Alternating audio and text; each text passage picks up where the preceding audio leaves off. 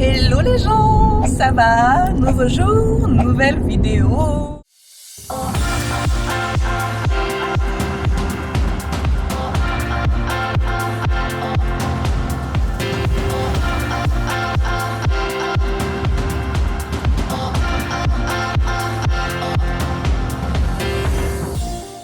On part sur un tout petit trip au Mont Fuji. On a déjà vu bien entendu, mais voilà, on fait quelque chose de spécial. On a loué un mini van.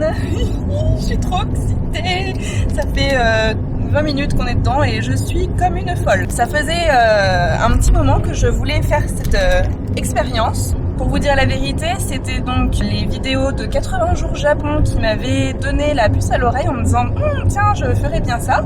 Si vous ne connaissez pas et si vous aimez le Japon, je vous conseille les vidéos de 80 jours Japon puisqu'ils vous montrent un peu le road trip de 3 mois eux qu'ils ont fait à travers tout le Japon. C'est super intéressant, mais c'est aussi et surtout parce que quand on vit au Japon, il faut savoir qu'on n'a plus les tarifs super avantageux qu'on peut avoir en tant que touriste pour les TGV, et ce qui fait que voyager à travers le Japon devient très très cher. Il faut savoir qu'une seule destination, un aller, il faut compter au moins 200 € par personne.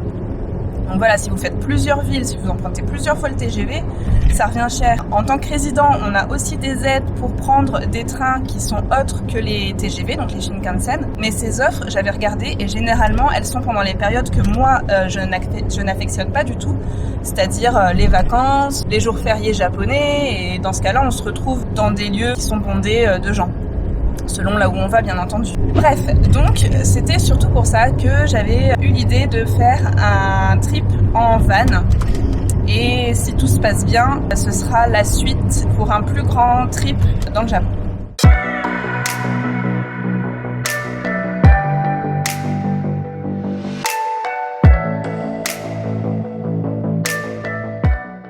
On est arrivé et on va de suite aller voir comment se porte Monsieur Fuji. Waouh, tout ce rose en face, t'as vu?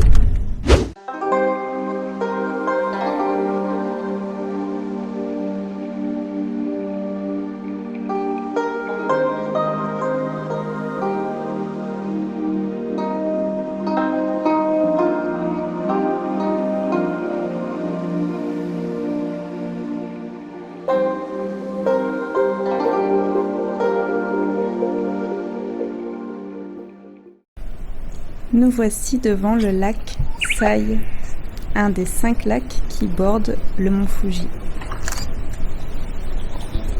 C'est notre hôtel du soir.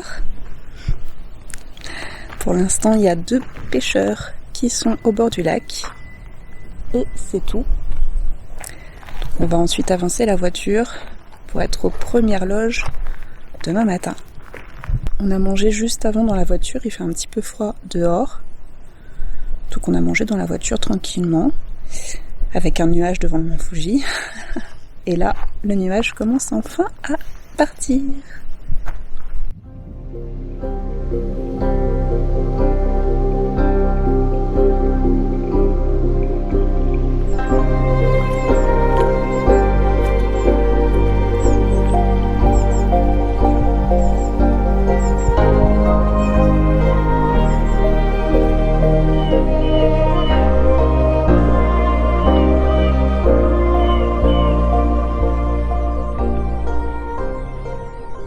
Bon, je vais vous faire un petit tour du propriétaire du coup. C'est parti! Donc déjà on a la partie voiture avec le conducteur qui n'est pas inclus dans le prix. Voilà, donc voiture basique, hein. Je pense qu'elle a quelques petites années déjà. Je sais même pas combien de kilomètres elle a. 86 000, bon ça va encore. Petit habitacle, tout ce qu'il y a de plus normal, ni trop grand ni trop petit. On a une batterie ici pour pouvoir charger à la fois les téléphones et on a aussi une prise japonaise pour pouvoir charger de vrais objets qui ont besoin d'une prise. Et on va passer à la partie nuit.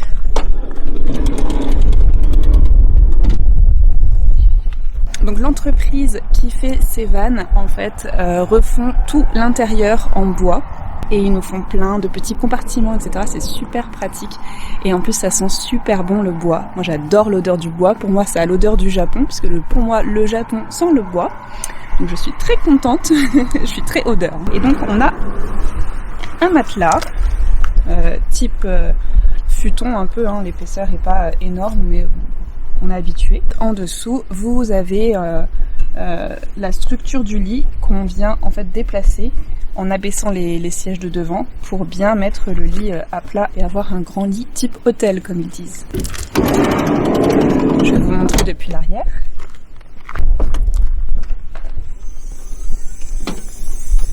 Ça donne ça. C'est très mignon, ils ont vraiment pensé à tout. Il y a même des petites étagères qu'on peut déplier une fois qu'on est à l'intérieur. Je sais pas encore comment on les déplie, je vous montrerai tout à l'heure. Nous avons des tiroirs avec des serviettes, des brosses à dents. Oh, il y a même des masques pour la nuit et une couverture chauffante. Donc c'est une couverture que justement on peut brancher avec la batterie qui est devant. Ici il y a la couverture normale et puis c'est un renfoncement où on peut ranger un bagage. Donc moi j'ai mon gros sac à dos dedans. De ce côté-là, vous avez la cuisine. Voilà. Donc cuisine à gaz. Il y a une bouteille à gaz ici. Vous pouvez faire chauffer ce que vous voulez. Et ici, tous les petits ustensiles. Il y a une tasse, de quoi faire du café. Il y a une autre bonbonne au cas où, de quoi faire un petit nettoyage, les petits bols. Ils ont vraiment pensé à tout.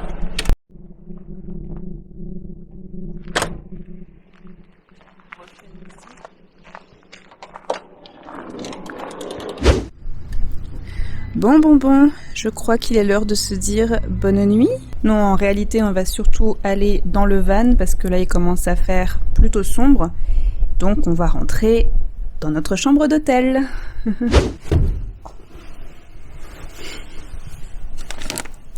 Oh putain, on dirait l'oncle fétide. J'ai les yeux tout noirs, pareil que lui. Bon, voilà. On est dans notre très petite chambre d'hôtel. Vous voyez, le plafond est juste ici. Moi, je peux me tenir assise quand même, donc bon, oui, je peux me tenir plus ou moins assise, donc ça va. Et puis, comme je vous disais tout à l'heure, il y a les petites étagères très pratiques où j'ai déjà mis tout mon bordel dessus et de quoi manger. On va un petit peu grignoter et puis regarder La Casa de Papel sur Netflix, sur mon téléphone. Et puis on va aller dormir assez tôt puisque demain il faudra se réveiller assez tôt aussi. Voilà, j'espère qu'il n'y aura pas de pêcheurs devant le coffre demain. Mais tu te montres pas? T'es content ou pas? Comment je peux le voir que t'es content? Je suis déjà en place. Ça, c'est content d'être déjà en place? Oui. Ah bon? Je suis en train de regarder dehors. Et tu vois quoi dehors alors? Tu le vois ou pas?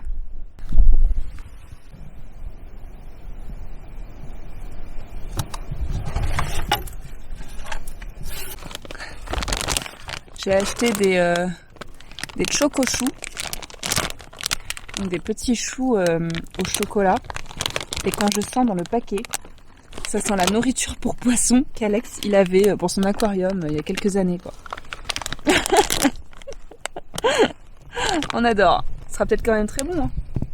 Lui il a pris ses chips chimiques au barbecue. On sait quoi. Bon.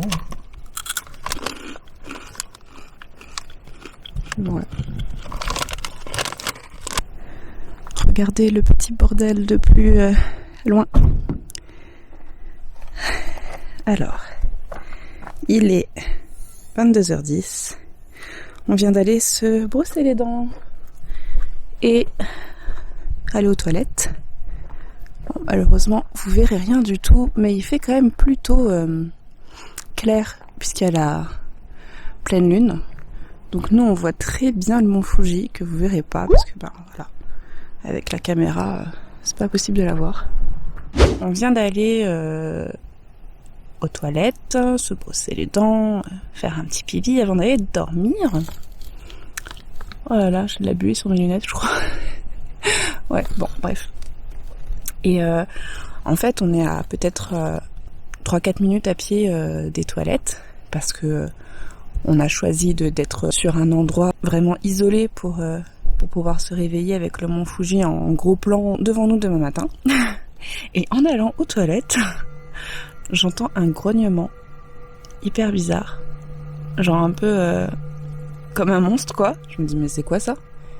Et là, je vois quelque chose courir dans la forêt un peu en contrebas. Bah, c'est tout, il y aura pas de suite à cette histoire parce qu'il s'est rien passé et on est parti aux toilettes et puis on n'a plus rien vu après. Mais du coup, je me demande ce que c'était. Moi, j'ai vu quelque chose de marron clair. Alex me dit que c'était peut-être un sanglier, mais ça ressemblait pas à un sanglier. Donc, qu'est-ce que c'était? À vos propositions. Est-ce qu'on a failli mourir ce soir sans le savoir? Mais en tout cas, il a fait un grognement et il s'est mis à courir pour... comme s'il allait faire le tour et nous choper. Voilà, c'était la petite histoire du soir. Mais c'est con seulement.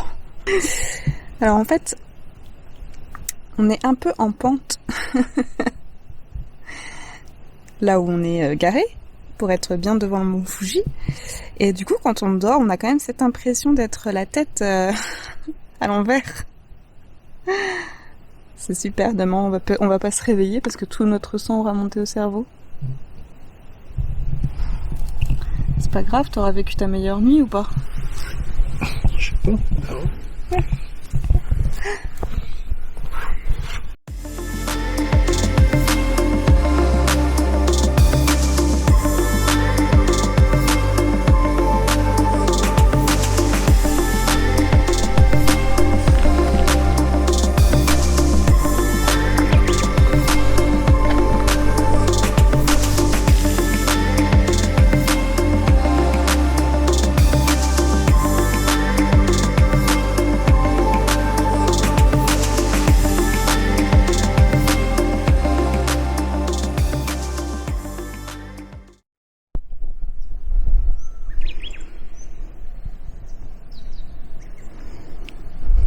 Bonjour.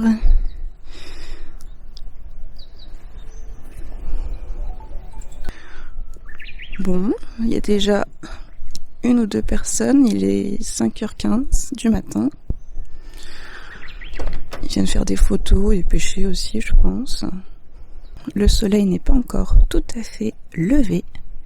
Il fait 2 degrés.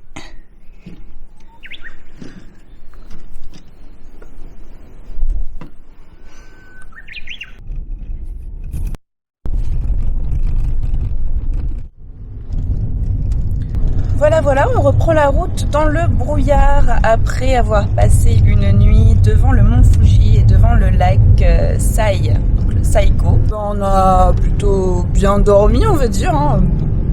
C'était un peu court, ça réveillait tôt et on s'est pas couché assez tôt. Et puis le temps de faire un petit brin de toilette aux toilettes juste à côté. Donc c'est l'avantage au Japon, il y a des toilettes propres partout, ce qui nous permet vraiment de pouvoir faire ce genre de petit voyage tranquillement.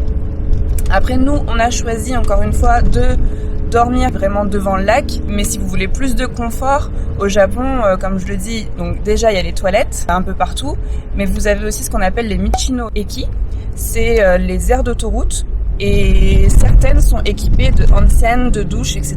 Donc vous êtes vraiment bien si vous voulez plus de confort, si vous voulez vraiment vous laver le matin avant de partir, etc. Bon, on cherche un endroit où s'arrêter vite fait parce qu'on vient de voir un endroit trop beau.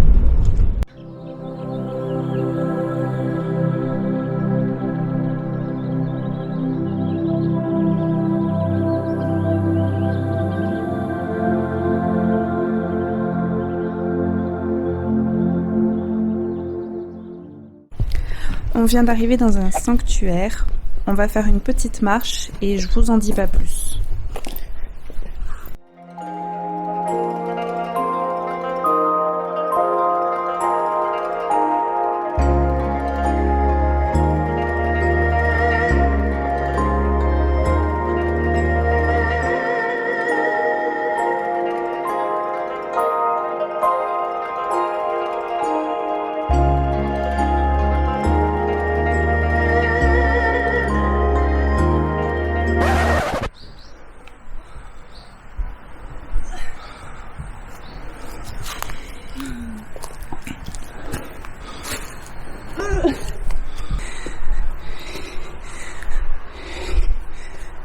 Bon, on est arrivé en haut et je vous cache pas, c'était pas facile. Mais je me suis dit, la vue en vaudra le coup. Voilà, donc on devait se retrouver devant le petit Tooli qui est là-bas. Et c'est en travaux. Et ce n'était pas du tout indiqué. Bon bah ça fait partie des gros fails. Je vous cache pas que je suis super saoulée. Parce que c'est pas comme si je venais de transpirer pendant 30 minutes de dénivelé. Mais bon voilà, ça fait partie du jeu. Des fois il y a des fails, c'est comme ça. Et puis c'est tout.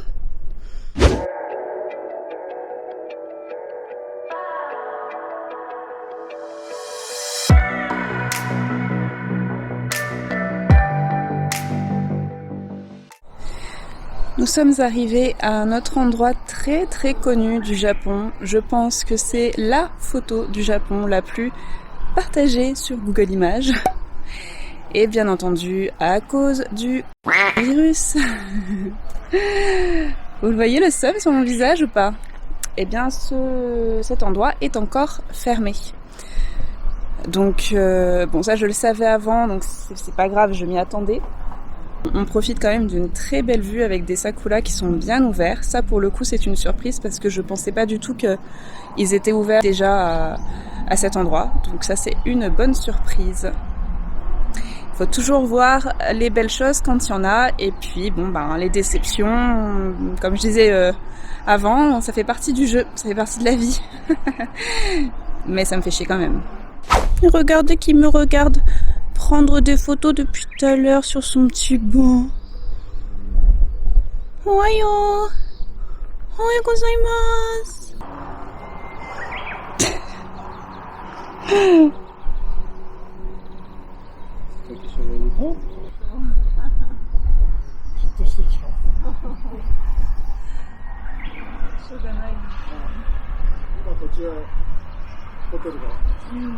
Je vais plus vouloir partir. Comment je fais pour me lever? C'est plus possible. Regardez. Genre, j'ai pas assez d'animaux au travail, moi. Il m'en faut toujours plus. Oui? Tu t'appelles comment? Namae wa nan desu ka?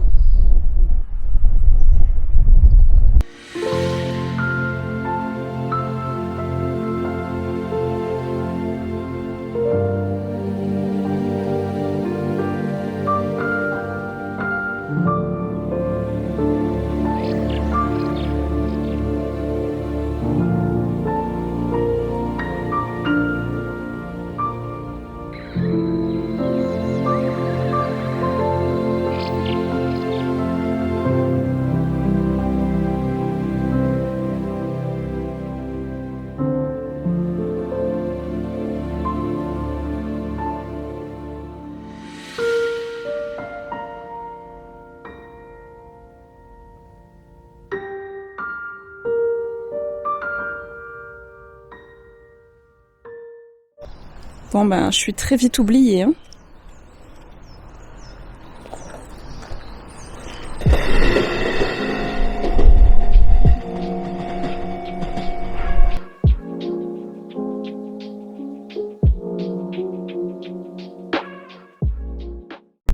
Voilà un endroit qui n'était pas du tout prévu. Venir voir le Wanizuka Sakura, qui est un arbre centenaire. C'est vrai qu'il est majestueux, très très beau, immense. C'est un peu loin des lacs qui se situent autour du mont Fuji, donc je ne pensais pas y venir. Ils demandent de porter des masques pour venir aux alentours parce que c'est un peu touristique. Bon, il y a personne, hein, mais on porte quand même les masques du coup. Et c'est vrai qu'il est très beau. Petite modification, c'est un arbre qui a 300 ans, donc tricentenaire et pas centenaire. Donc l'arbre est en pleine campagne.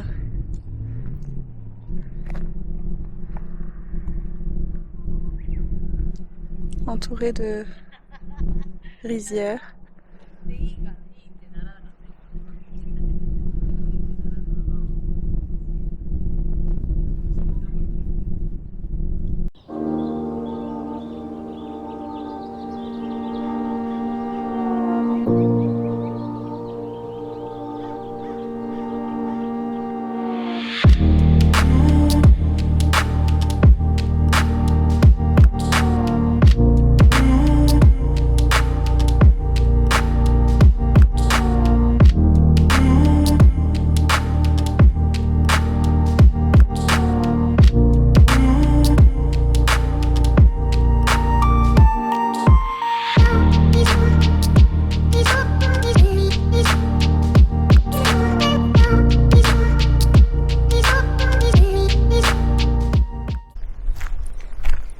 J'ai oublié de mentionner où on était tout à l'heure. Nous sommes dans la ville de Nihilsaki. C'est une ville qui se situe à une petite heure du lac Kawaguchi, donc à côté du mont Fuji. Et c'est une ville que je n'avais pas du tout prévu de visiter, si je puis dire. Mais c'est plutôt pas mal, elle a réservé quelques petites surprises, dont la statue de Nihilsaki Eiwa Kannon, qui est la déesse de la paix à Nihilsaki et qui veille sur la ville depuis plus de 150 ans. Vue sur la ville de Nihilsaki.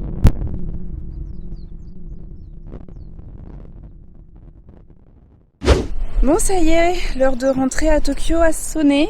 On est sur une aire d'autoroute, histoire de faire bibi. Voilà, c'est fini. C'était une belle première expérience. Le van. Donc je pense qu'on va continuer ça si la situation s'améliore rapidement. On l'espère, on croise très vite les doigts. En tout cas, à partir de maintenant, on va être en mode confinement le plus possible. Moi, je travaille encore. Alex, apparemment, non. Le magasin sera fermé. Donc voilà. Je vous refais un petit tour du van pour vous dire aussi d'où il vient. Et puis je vous dirai à la prochaine fois. Donc le van vient de chez Dream Drive. C'est une agence qui s'adresse vraiment beaucoup aux étrangers. Tout est en anglais et c'est une petite agence vraiment encore à taille humaine d'une métissée japonaise britannique qui a lancé son entreprise il y a 1 an. Ils sont adorables, du moins elle est adorable. Ses employés également qui nous ont envoyé des petites listes avec des points de vue intéressants pour notre destination personnellement. Donc voilà, ils sont pleins de bonnes attentions. Ils prennent le temps de discuter avec nous, de savoir d'où on vient, ce qu'on fait dans la vie, etc. Donc voilà, c'est très humain et j'ai beaucoup aimé le contact. Franchement, je recommande et j'espère encore une fois avoir affaire à eux. Alors, et vous, ça vous dit un trip en van ? Moi j'ai fait mon choix et je repars. Mais je vais passer de ça et je crois que je vais renommer ma chaîne en tant que les fails d'Eloa. À ça. Alors, abonnez-vous pour ne rien rater. Bisous!